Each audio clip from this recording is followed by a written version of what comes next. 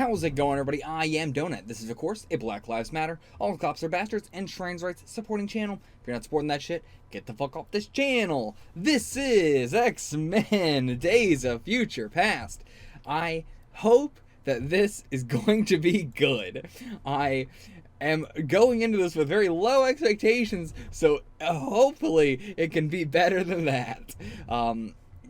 Yeah, my predictions, I mean, I don't know if it's going to be tied into the last one, because a lot of the movies have had, like, a, end credit scene that are not tied into the end, so maybe this won't be what we got at the end of The Wolverine, but it seems like it's going to be Magneto, Charles, and Wolverine all sort of teaming up in order to, maybe it has something to do with Stryker, because Stryker's still out there, but it feels like this is going to be a different thing. Gonna get more flashbacks, I assume, with Charles and Xavier, with Charles and Eric. I don't really know. I don't have much prediction. I'm just hoping it's not going to be as bad as First Class was. Like, Magneto at this point is just a confusing mess in how it's written, completely inconsistent entirely, and Charles at this point is just a Nazi sympathizer, and I fuck Charles entirely. Let's just have that statement going into this movie. Fuck Charles entirely. Then I don't have to have or talk about it throughout the movie. It's just understood. Fuck Charles 100%. Let's get into the movie. What a bad way to be getting into this movie, but this one is, once we get past this one, hopefully it's going to be good again, but I don't expect this one to be good.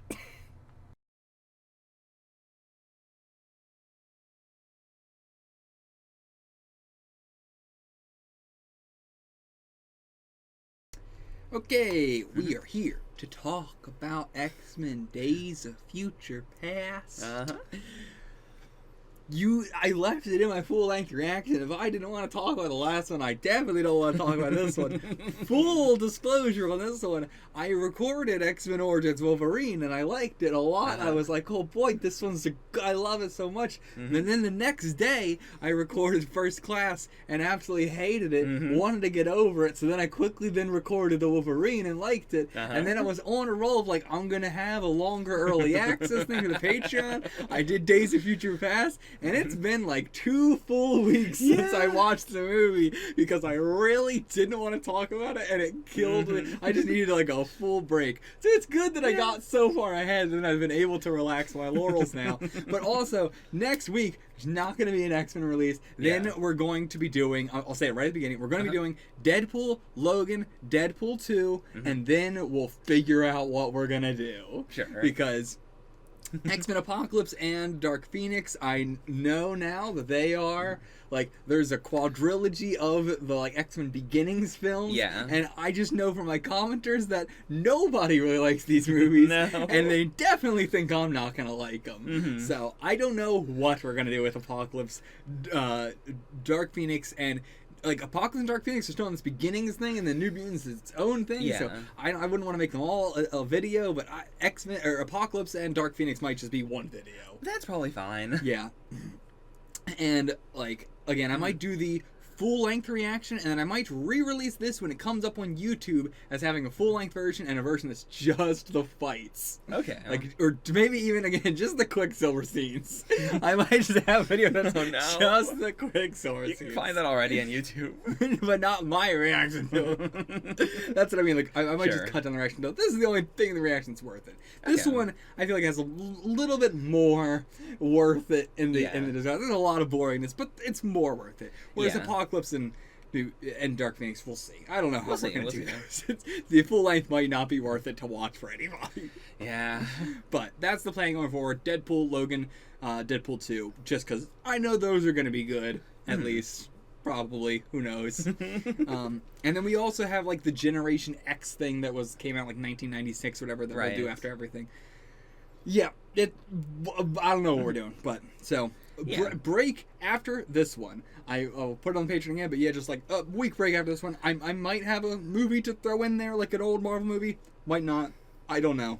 We'll see. But yeah, we are still gonna keep going forward. This is not like me stopping. So, where do we even begin on this Days of Future? Let's not even talk about the movie yet. Hold on. Before we even talk about the fucking movie, when we were watching, we were doing the discussion for Origins Wolverine, you had told me like, oh yeah, Hugh Jackman was like the producer on this. They're bringing him on as the producer. I thought you meant like permanently. No. So I've also been in a like, damn, Hugh Jackman, what the fuck did you do to this goddamn franchise? But no, really, he was the producer only for X-Men Origins Wolverine. Yeah, like he started his own production company, and then like X-Men Origins Wolverine was a collaboration between Sony and his production company. It says a lot. That's still my favorite one so far. Yeah.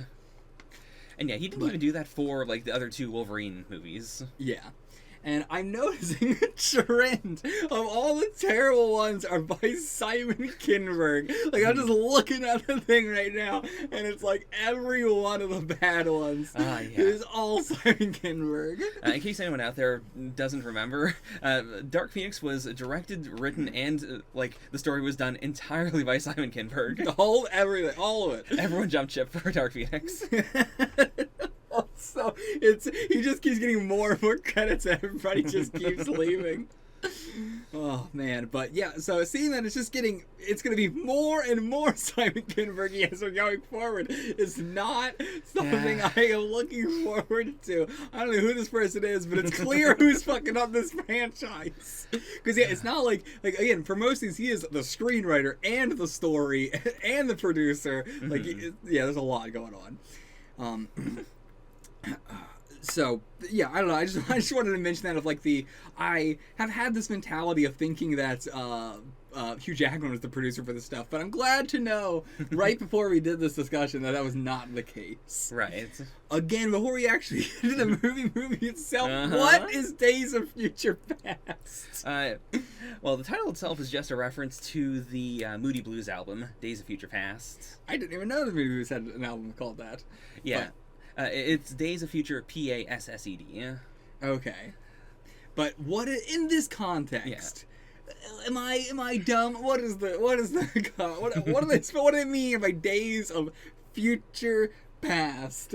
Like, these are the days of this alternate future that by the end of the movie are they have passed.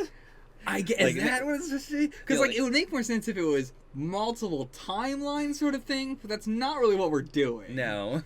Like, we are, but we aren't. Like, he's not sent into the future's past. He is sent into just the general past that always happened, and it's going to create another timeline. Yeah. Not that he's going back to a timeline for that. You know what I mean? Yeah, I get it's it. It's not the future's past or future past. Like, it's a weird title. I don't care. I was curious if there was a interesting thing not said really about it.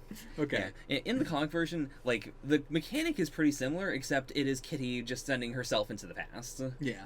I mean, I think that makes a lot more I mean, well, not really. I don't know why I was saying that. Yeah. Like, it makes a lot more sense to send one person to do this rather than what the plan was of send Wolverine back so that way he can go to Magneto and Charles, who are going to be irrelevant to the entire plot of the movie. Yeah. Like, why are they in this movie? Or, I mean, I know why they're in the movie, right. But I mean, like, really, the movie just, it's so, we have to have Charles, we have to have Magneto here, even though there's no reason for it. Yeah. Wolverine could do all of this himself, and it would have worked if he did it all himself. Yeah, like, the climactic, like, you'll need both of us in order to do this, doesn't really make that much sense. No. Because it is, like, fundamentally, all Wolverine needs to do is stop Mystique from committing the assassination. Yeah, and this is at a place where Mystique doesn't trust either of them. Yeah. So why did they think they would need the two people who she would see and then go, oh, I definitely want to do this now? Yeah. Like, it made it worse. Of course it would. Of course it would. This whole movie is, like, First Class I really didn't like for the themes of it and it was just the writing in it was poo-poo on a what they were trying to, the message and everything. Right. And this one, it really is just a bad movie for the fact that it's a movie that is entirely reliant on every single scene. Everybody just has to be an idiot. Yeah. Like, there's not like a couple things have to happen for the movie where it's like everything has to be going in the stupidest way possible for this movie to happen at all. Every scene is just the character making the weirdest decision. Or just being so inconsistent with their powers and everything. Yeah. And motivations change on a dime, left and right. Bing, bam, boom. The fact that Charles is like, I am not doing any of this. There's nothing you could do that would make me do any of this. I'm going to my room. Man, I do miss Mystique. You know what? I will do all this. Like 5 seconds of an immediate twist.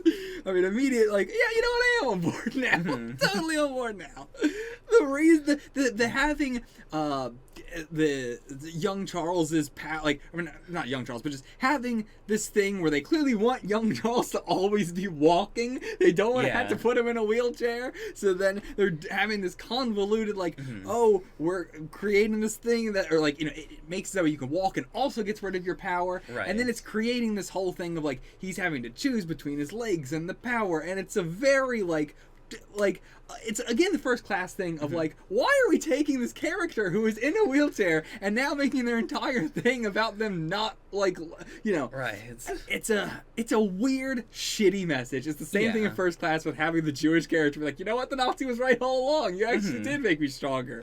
And then Charles here being like, I am disabled and I hate it and I can't be happy when I am in a wheelchair. And then like knowing like in the future, it's like, so is he always suffering? Is he always unhappy? It's real weird of a message to have. Yeah. It feels like they just really wanted to do it's the 70s, we want someone to be doing heroin, but we can't have Charles do heroin. Yeah. So we're going to make him do a chemical that restores his back but turns off his powers.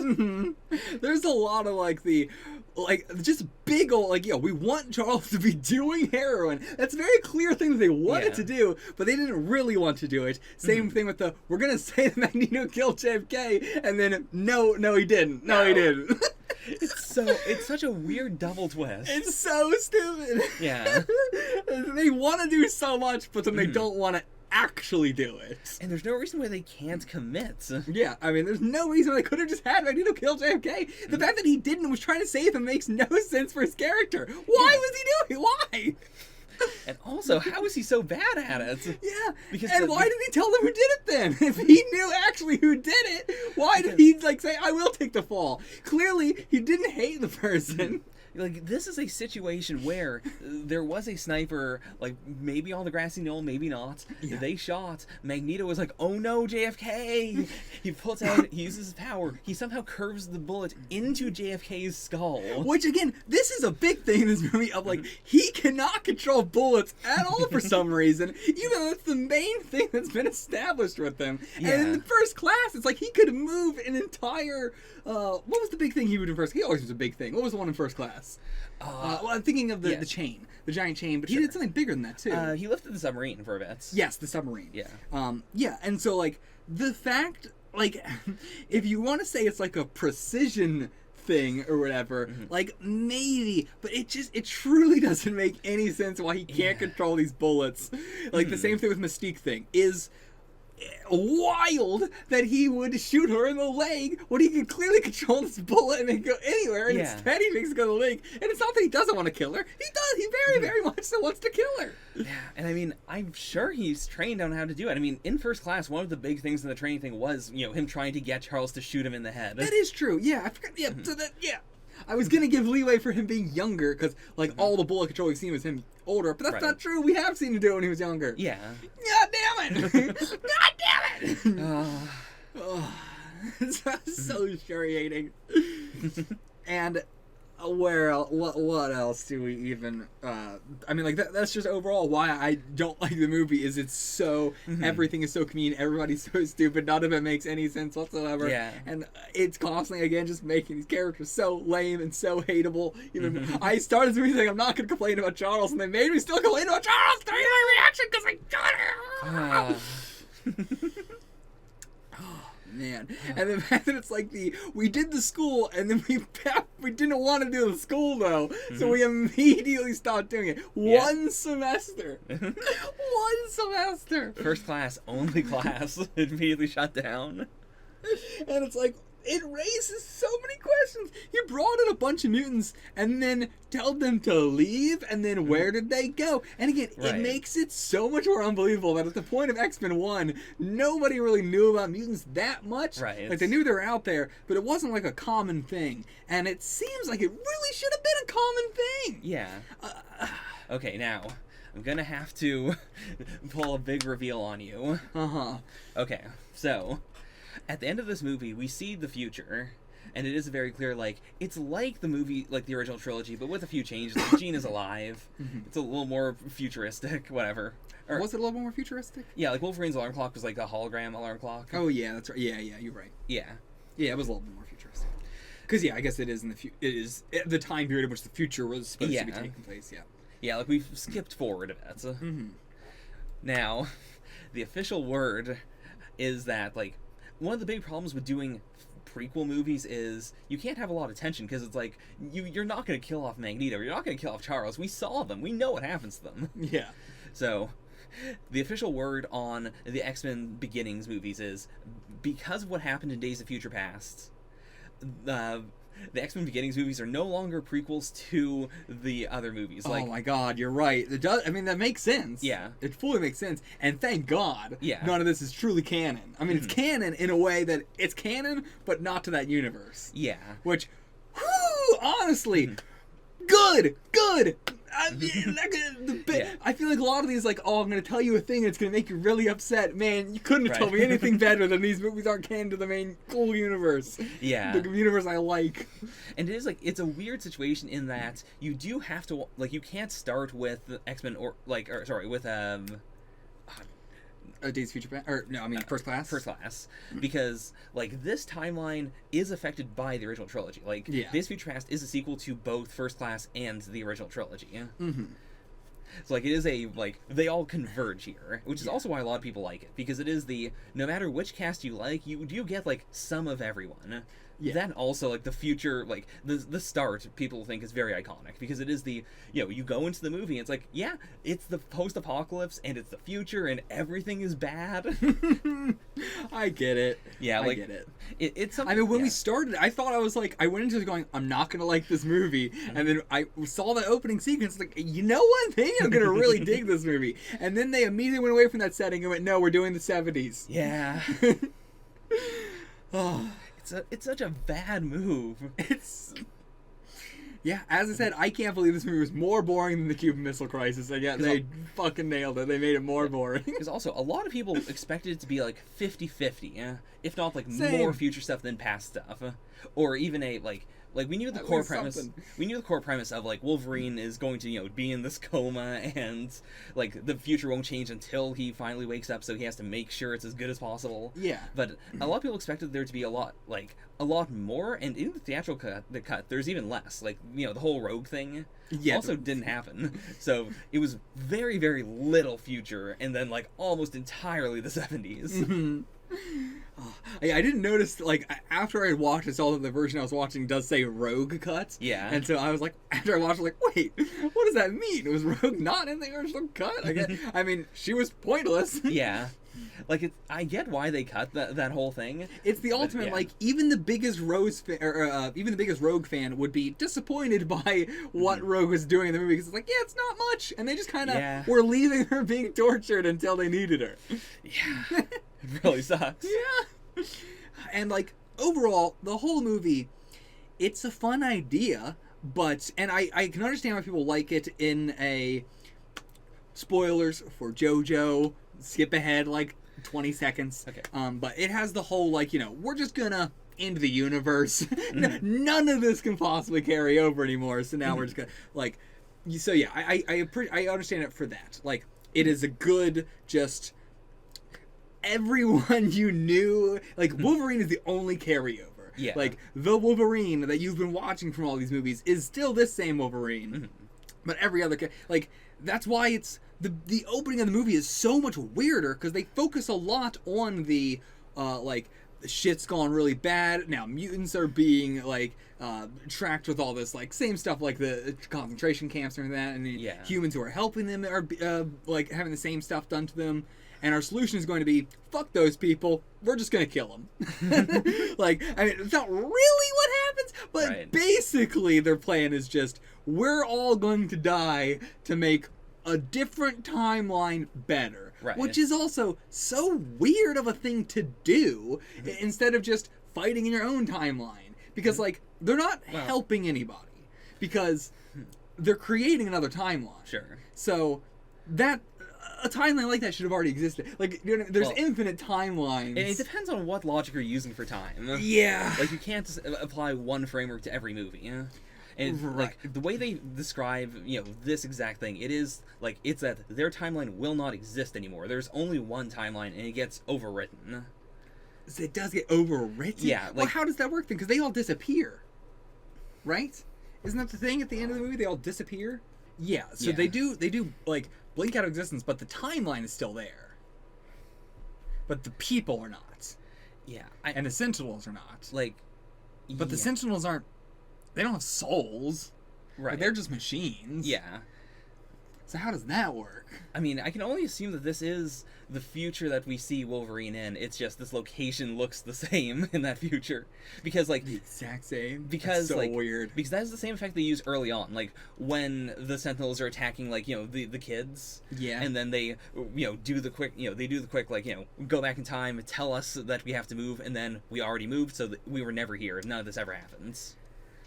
Yeah, it's weird that it would have the same exact damage in the same exact places and everything like that. Like, there is the beam that's been hit, like support beam that was hit by the Sentinels, then they disappear, and that damage is still there. Yeah. It's like, what the fuck is that? Yeah, like, this should have been a transition just to, you know, like, the same room but completely fixed. Yeah. But that's clearly not what is happening. Like, the damage stays there, so I don't know what that means. But it also, I don't know how it works where they only disappear after Mystique drops the gun.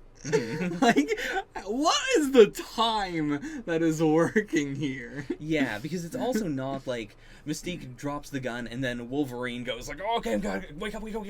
Yeah. Yeah. Like, nothing in their unit, like, how does time work? Yeah. I mean, in this movie, they do a lot of the synchronicity between two times. Yeah. Like the Magneto, like, breaking into Cerebro. Yeah, that confused the absolute fuck out of me. Oh, yeah. I was so, like, I was like, oh wait, of course this is the time, the 70s. Yeah. I don't know why I was thinking this was the future, and that somehow but all the synchronicity stuff, it doesn't make any sense why it's synchronizing. Yeah, I don't blame you. Like, it looks cool, but it makes it feel like there should be something there, apart from just the thematic, you know, Magneto is Magneto, and he's like this. I mean, that was majority just being dumb, but it was also all the synchronicity is confusing. Yeah. Yeah.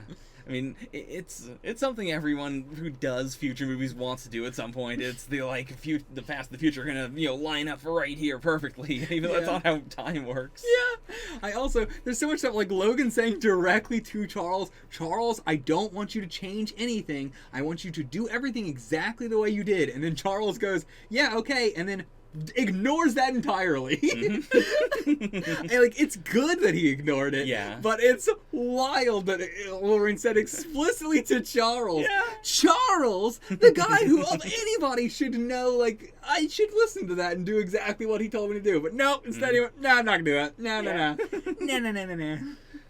No, thank you. I feel like this movie had the Gambit problem of, we have somebody that is going to make the movie really cool, but they're only going to be in it for a tiny little bit. Ah, yeah. And now, X-Men Origins Wolverine made up for it by the whole movie being really fucking cool. But if Quicksilver was in this entire movie, it might have made it a lot more bearable. Sure. Because I could put up with all of the annoying Charles and the Magneto shit when Quicksilver was also there. Yeah. And, like, yeah, again, I've only seen the scenes where he was, like, running faster and that, so I love his personality. Nothing about the personality, really, other than what I could get across from those. But, yeah, really, really dig it. Really love it. I hope. I mean, I know we get more because I know there's one more scene at least, Mhm. and that's the only reason I'm looking forward to the other X-Men movies is I want to Yeah. see the fucking Sweet Dreams scene. Yeah, I won't say anything about how they shot that because I see you're gonna watch some videos on how they did that, but it's really cool. Like, a lot of that was practical, Really? or like it was a mix of like CG for some things, but then actual like having him like run on the walls for some things. Oh, sure. Yeah, Yeah. him running and everything, but like the floating effects. I'm curious how they would do a lot of that. Oh no, stuff. most of that, almost all of that CG. Okay. Yeah. Which is also a big like you've talked a lot about how they can't do water, Oh yeah. and yeah, like almost all that water is CG. Oh yeah. Very obviously. Yeah. But yeah, I think the whole like it felt like the running and everything, like him himself felt practical. There was there was a moment where the water hits his face, and that actually looked really fine. Mhm. I'm not sure if that was CG. I'm not even sure how they would make that CG. Yeah, that might have just been real water. Yeah, I don't know how they would do that, but Mhm. yeah. Also, just as we're going back through this movie, the fact that they kept the wing of whatever that one girl's name was from first class, Angel, yeah, and they like, why? What are you gonna do with it? I mean, like put it in the Sentinels, maybe, I guess, but is that really gonna help them that much? A wing, they can fly. Yeah. Like, out of all the stuff to have in this like glass case container thing, like the Alex, suit thing, that makes sense. Because that's like a thing you could reuse if you figured out how to work it or whatever. A wing is so... I feel they could have had so many other, pieces or whatever of stuff. Yeah, it's real lucky they didn't manage to get Darwin. Because, like, the Sentinels work by using Mystique's ability to change into anyone. To, like, simulate powers. But Darwin's thing was, if you if you do anything to him, he immediately evolves the counter to it. Yeah. Which actually does feel a lot like what the Sentinels were doing as well. Yeah, that's kind of all they would need. Yeah. if they just have that guy, it would just be all they would need. That's a good point. Yeah. Also, the beginning was a little bit like, like it was definitely not on purpose. And I'll give them props on the Sentinels seem like they are stealing abilities at first and everything, and then later it's like, oh, okay, no. So what they were doing is like they've just been implemented with all of these quirks. I mean, abilities. Yeah. Yeah.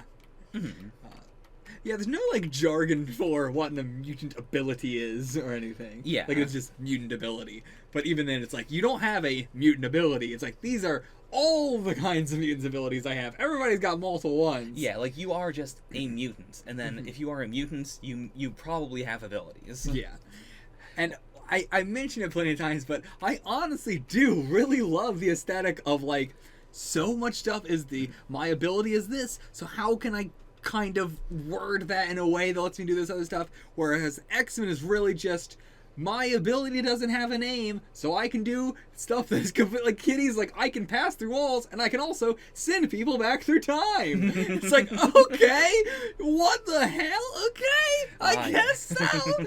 It's so completely irrelevant. You become intangible to time. I love that. Even that, like, if that's what they were, I feel like that would be the more Japanese thing. That's not even really what they're Not going really. for. No, it is. Like, I separate. specifically send you back in time. Yeah. That has nothing to do with the ability. And we've had plenty of other examples, but I feel like that's the strongest one I've seen so far of the, like, this is completely irrelevant. And I do love that, honestly. Yeah. Like, the fact, I mean, Wolverine has that too. Wolverine and Victor both have that. Of like, we have the bone claws. We also have really high extreme regeneration. We also have, like, heightened senses. I mean, that's a good example of, like, three that are just so completely incongruous.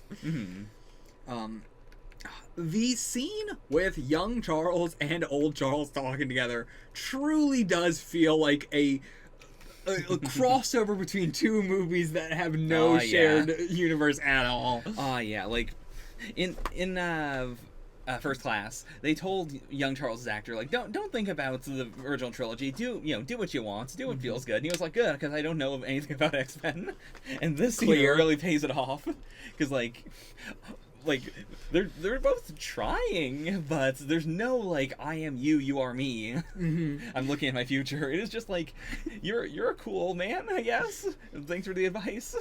Yeah, it feels so. They did not like. They didn't even try and get two actors that look similar. Oh, like no. when they casted the original in First Class. Yeah. Like both with Charles and Magneto. They really everybody else sort of. I can see it. Like even Beast. I can Hank. I can kind of see Sure. it a little bit, but yeah, with Charles, no, absolutely not whatsoever. It's the classic thing of like the further we get, when is the jump gonna happen between this Charles and the old Charles? How old is Charles to where I can't see the connective tissue at all, and it's only gonna get worse. I imagine the Apocalypse is gonna be 80s, and then Dark Phoenix is gonna be 90s, Mhm. and it's gonna be like we've seen Charles in 2000. Right. Like, or we've seen him even we've seen him when he got to Jean. Yeah. Which that had to be like 90s, That was I would probably assume. 90s. And it's like, how the fuck is this gonna happen in 20 years? What's gonna happen? What? It's gonna be a lot of heroin. It's apparently like his whole face structure has to change. It's wild. I think the most telling thing is like the brow is like what's Charles's actor? I can't. Patrick Stewart's. Patrick Stewart has a very defined brow. And I don't know who the hell this is, but this actor does not. Like it's that. I think that is the most telling thing. Like their eyes look so different. Yeah. And like you really got to get the eyes down. Yeah. I mean, yeah, the fact that he doesn't know anything about the X-Men, the fact that they didn't tell him to watch the X-Men and everything, really doesn't help the fact that they didn't cast him based on look. Yeah. Sometimes, even if they don't look like it, whatever, if you can sell it in the acting, then, good on you. But he can't. Yeah. And half it's his fault, half's not, Half of it should have been him going like, maybe after the last one, I should have realized, maybe now I'll look at the X-Men movies or something. Especially when they're going to be doing this connective thing now. Yeah. But no. Like, the fucking, like, meme on Twitter going around of, like, they understand the assignment. Oh, you're really digging this one. Oh, yeah. It bothers me so much of the stupid Twitter read of the actor who understands the situation or understands the assignment, and I which is always just an actor doing their job, Right, like just being different roles. Yeah, being different roles. But I had seen one of the shit with this guy, and everybody was making fun of it, of course, as all the other ones. But I found it hilarious that they used like him in First Class as an example of an actor understanding the assignment when it is the most example of they told him, don't look up what the assignment is, be yourself. Don't do the roles that we want you to do. It's the exact opposite of that. Oh, Twitter pains me. Trask. Do you want to say anything about Trask? I have nothing good to say about Trask, but I feel like there is some good stuff about Trask. Like, his actor was really good, and the idea of Trask's character was really fun. The execution of it was bad just because, like, there's nothing about Trask that's bad. It's just the whole, it's that he's unbelievable. Right. I don't believe that he is the only one who would be, like, having this mentality when we've seen the universe have this mentality already. Yeah, I mean, I think Trask as a role is good. Like, Peter Dinklage is always good. He's just a good actor. He's fantastic. He understands the assignment. He does. We did it. We did it, Reddit. But yeah, like, his energy is so strong. I really love his office. Yeah. Like, everything around him is really good, and I like his aesthetic as being, like, the one guy who understands the problem. Like, I mean, he's an evil racist, but it is still the, like, these are a real problem, and no one believes me. It's the fact that no one believes him that makes it simultaneously fun as a role, but also it strains your disbelief, because it's like, why doesn't anyone believe him? Yeah. Why is he telling the president, hey, by the way, there's someone in the middle of the Pentagon who is a mutant. This was him. Yeah. And why doesn't Nixon know this? Again, the execution of it could have been so much more interesting, because it's just so inherently interesting when you have a villain who is marginalized, that is like a true villain. Like, he is a bigot, he is a racist, and everything that. But then having someone who is like a marginalized person be in that villainous role makes it so much more interesting. Like, it reminds me of like Saints Row, you know, having this very like yeah, we'll kill innocent people, but fuck it, I would rather be this awful person than be stuck in this system of, like, having bad shit happening. And Mystique is the same way. Like, you know, I'm gonna go out here and kill these people because I would rather accept that, sure, I'll be a villain, I don't care, as long as I'm on top. This world is a world in which everybody's on top, and seeing Charles and Magneto saying they're fighting for good, but not really doing much of changing anything, you know, it's so interesting to have these villains who are just like, fuck it, I'm just gonna be unrepentantly evil. Yeah. Like, Trask does not try and ever be like, I'm the good guy, I'm doing what's good. He is like, what I'm doing is fucked up and I don't care. Yeah. He's gonna kill mutants. Yeah. And like, there's something so nice about having a villain that is unrepentantly just like, fuck you, I know what it's like to be marginalized, and I'm gonna be on top. I don't care if I am selling out my own people or selling, like, you know, we've had that a lot in the mutant stuff, but like, Trask is not like selling out his own people, but just in terms of, we've had other villains like that in some franchises. But yeah, it's so interesting, and it's inherently interesting, and it could have been executed in a way better way that was not just inherently interesting, but written interestingly. It's so, like, it's sad when I want to give them props for something that is just they defaulted into it being cool. And it's like, you didn't make this cool. Like, you didn't come up with this idea. You're just borrowing this idea for the comics. Right. So it's not like the movie did something cool. It's the comics did something cool. So, in X3, during the, like, military meetings, there's this big, like, black guy with, like, a shaved head.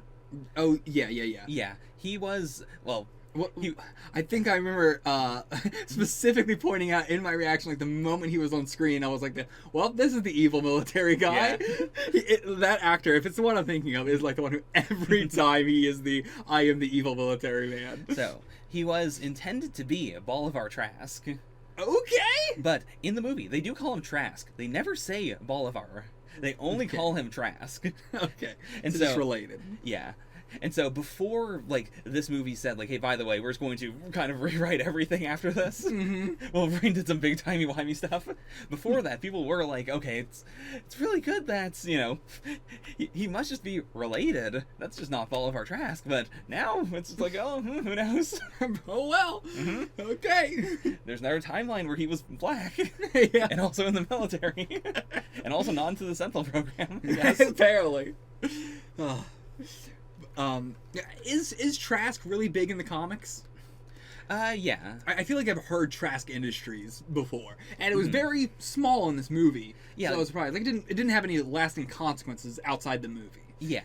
So I was just surprised that, like, Trask Industries sounded so familiar to me. But yeah, like, Trask made the Sentinels in the comics as well. The Sentinels have been this, like, recurring danger, you know, / he's also just done some other, like, anti-mutant stuff. Would you say that, like, Trask is like a Roxxon or something like that? Like Hammer Industries? Yeah, like, you can splash the name around and people are going to generally get, like, okay, this is that guy who doesn't like the X-Men. Okay, gotcha. Is it only an X-Men thing, or... does it show up in some other stuff? It shows up in a lot of things, but, like, usually Trask, like, usually is, like, tainted with anti-mutant stuff. Yeah. But, like, whether they're, you know, like, heroes robbing them, or if it's just a, like, oh, they're building weapons, for what reason? I don't know. Yeah, like, that's good to know, like, where I've heard it from, and everything. Yeah. Also, in the comics, the assassination that Kitty was trying to stop wasn't the president. It was, the senator from the first movie. Wait, the Kitty was trying to stop? What do you mean? Okay, like, what do you mean the president? So... Trask wasn't the president. Oh, right, you're right. God damn it. Yeah, it was... Yeah. Instead of assassinating Trask, the problem was that the senator from the first movie was, you know, pushing an anti-mutant bill that would then allow, like, Trask to make the Sentinels. Okay. Or like it was specifically like when that senator was assassinated. That was the plan for the movie? That was the original. That was the storyline in the comic. Oh, okay. Yeah, it was this like Trask then swept in and said, "Hey guys, this is assassination shows the mutants are really fucked up. Let's make some Sentinels." Okay, gotcha. Whereas they simplified it into the movie down to just they killed Trask and then the government just kind of decided. Then the government suddenly decided, now we don't like mutants. Now we're going to take his technology and I guess we're going to just use it to make the Sentinels. Again, it is insane that the government built multiple mutant teams to go out and do military stuff for them. Also, have a mutant who tried to kill and as far as they know, kill a president in the penthouse, or in the Pentagon. The penthouse. In the Pentagon, which is also crazy that it's in the Pentagon. And nobody knows, especially the president does not know. It's all very top secrets. Oh, I truly, this movie doesn't make any sense. There's a lot of moving pieces that it really feels cobbled together. Yeah, absolutely. And the movie feels as long as fucking Infinity War. God, this movie's so long. It's so long. It's really the long. amount of like scenes in this movie on like a DVD when you can go between scenes is unbelievable. There's 43 scenes, not including the post-credit scene, which is 44. Right. So, Jesus, 44 chapters of this movie. That's nuts. That's nuts. 44. 44. That's so little time for each chapter. Yeah. Like, there's a lot of just scenes that have to immediately cut to other scenes, because, again, there's so many moving parts. There's so many things they're trying to do, and so they have to, like, keep on cutting between. And, like, a lot of things they're trying to do are just in the past. Yeah. It's not even we have to do all these cuts because we're cutting from the future to the past. And they spend so long on just the fucking depression stuff. It's so boring. They're just, I don't want to help other people. And, just as a Mystique movie, like this movie is a lot about Mystique and everything like that, and just really just took her character, flushed it down the toilet a few times, put it back up on the shelf. I will say, like, this isn't the worst part, but a big thing people have been very sad about is that Mystique is played in the past by Jennifer Lawrence, who is a really, really, like, at this moment especially, she was a really big actor. She took Mystique specifically because she was like, I thought I'd just do something fun. And because she's so big, no one at Fox wanted her to not be visible as Jennifer Lawrence. Which is why, she has so many scenes where it's not just that she's, not in Mystique form, but she is actively in the human form that she chose in the first movie. Yeah.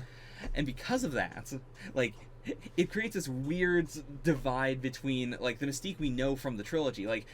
Up until now, the feeling has been, well, she's gonna get to the point where she's radicalized enough to say, no, I'm not, this is my true form. I mean, they tried to do that in the first movie. Yeah. But they can't, as a movie, do that, because they can't stop showing Jennifer Lawrence. So it is well, we have to keep on using this one design. Whereas, even in, in the trilogy, we saw the actress who plays Mystique not in Mystique makeup, once, when she lost her powers. Yeah, but it wasn't even this. It was different hair color and everything. Yeah. So, again, where's the connective tissue? Why is she going to be in this form but with dyed hair? Right. Why did she choose that? It's so random. So random. This also does take some of the wind out of Stryker's sails. Because Stryker had the no metal prison. Yeah, so much of the stuff that Stryker was doing is the couple stuff that I gave Stryker of okay, you know what, I'll commend him for this. This is actually really smart of him. Wasn't him, apparently. Yeah. Wasn't him. I can't believe they spent all that money on plastic stuff and nobody knows about it. Nobody knows it's there. They all seem to forget. Then also the end of this movie where the question of how did Stryker find Wolverine? According to the timeline of Days of Future Past, it is he kind of just found him in a river and was like, all right, here we go. Just in a river. Which again, talking about getting actors that look like other actors, when Wolverine comes out of the water, he looks identical to Victor. Yeah. And It's so uncanny. That's really good casting on Victor's end. Yeah, like you can see it a tiny bit in X-Men Origins Wolverine. Like they feel like brothers, but it's not that obvious. Whereas in that specific shot when he comes out of the water, it is so uncanny. It was. I thought they were doing a twist. I was doing a what the hell is happening? Good casting, bad casting on Charles. What else is there to say? We're just repeating ourselves. Yeah. What else do you want to say about the movie? I got nothing else. It's all bad. Yeah, there's not a lot I really want to say. Like, there's so much that happens and so little I want to say about it. There's a lot of all the future visuals look cool.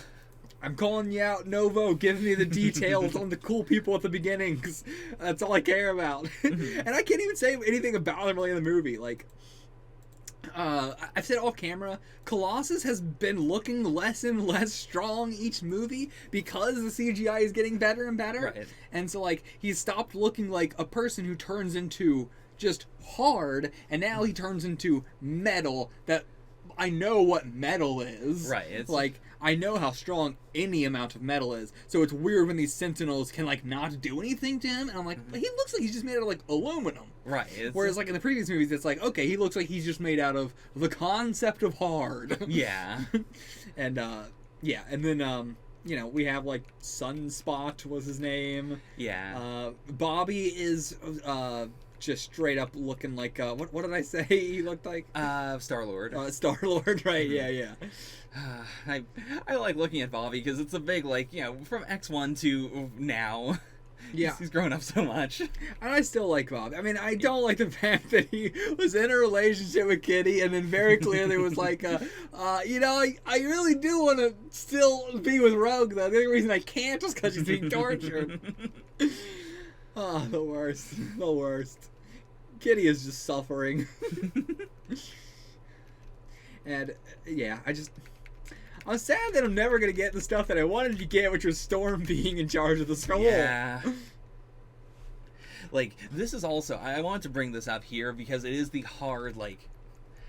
When they finished the trilogy, a lot of people were very mad about The Last Stand. So they said, okay, we're going to do two X-Men Origins movies. Yeah. Just to, you know, do some fan service, let's set up some stuff in the past, and we can bring it forward when we finally get around to X4. And then they were like, well, these prequel movies did really well. What if we just continue from there? What if we just don't do anything with the trilogy? And then Days of Future Past was okay, we gotta do something with the trilogy. What if this movie is a sequel to the trilogy and also we're doing their new stuff? And we're going to, like, keep on doing the new stuff forever. Mm-hmm. It gave me hope that, you know, because they were clearly tying it into the trilogy and everything. Yeah. Nope. And it is I can't say it was so wild, and that's like so little time between the trilogy and that. I really thought it was much bit like the 50 years. I thought they were saying was 50 years between the trilogy or like the Wolverine. Let's say, like, sure. I thought it was like 50 years between the Wolverine and the future. Right. But then it took me so long to realize they meant, oh no, 50 years from the 70s, which is so little time from the trilogy forward. Yeah. Like the future you see is 2020. Yeah. Yeah. Like both versions of the future, both the, you know, post-apocalyptic future and when Wolverine has the like hologram or alarm clock. Yeah, and it was so it's been like 10 years, well, less than 10 years, less than a decade, and that's all happened. Yeah, and it's like they had the Sentinels as they were pretty. I think the Sentinels were, you know, not that great, but they were still as much as they were in the 70s. Crazy that the technology not increased that much, but also did not increase that. Like it's a double fold of technology increased a huge amount, and also the Sentinels didn't really increase that much though. Yeah. And again, I hate it because First Class and this have like really cool final fights. It's dope. It's cool. Like there's a lot of cool set pieces that I like. It's just the writing around them is really rough. But yeah, the effects are always going to be memorable. I'm always going to like that. The whole picking up the stadium and putting it down is dope. Love it. But, yeah. Nothing else. That's it. I hate this movie. I hate it. Goodbye! Next is Deadpool.